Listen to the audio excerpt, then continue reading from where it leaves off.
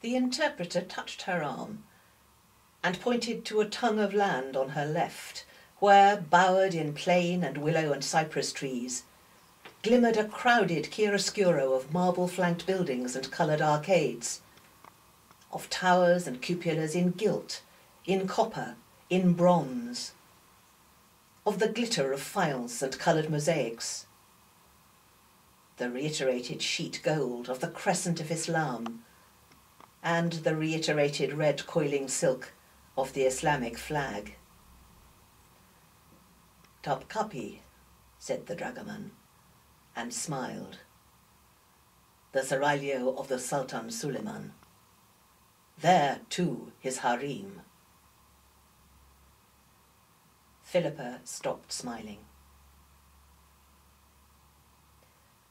The sea gate to the Topkapi seraglio was of iron, intricately wrought, and Philippa counted 10 men guarding it, speechless, their headdress pillows of white feathers.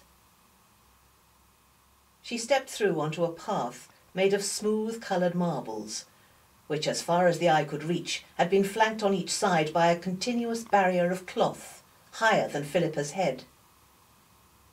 Because of it, the garden which lay on each side of her was invisible, save for the tops of its trees and its tallest flowering shrubs.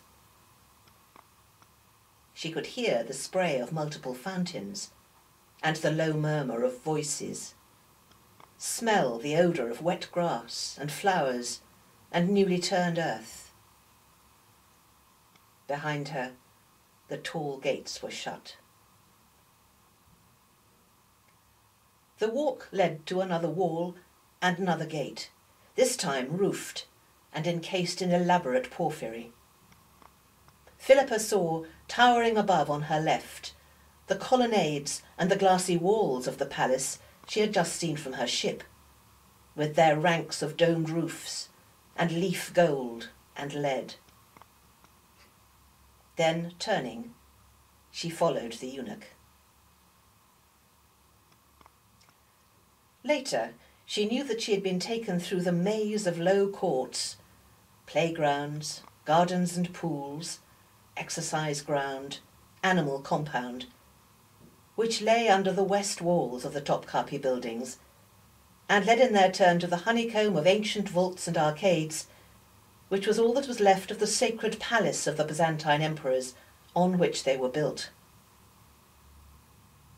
There was the smell of damp wood, and old and new stone and mortar, and a stream of scent she did not recognize, until, passing from wall shade and tree shade, and the empty spaces tenanted by silent white-hatted Negroes or hurrying black-skinned women slaves, they burst into a sunlit pleasure garden, filled with perhaps 36 young women playing at ball, and the scent was as strong as if the clouds had opened and sprayed them with civet and rosewater.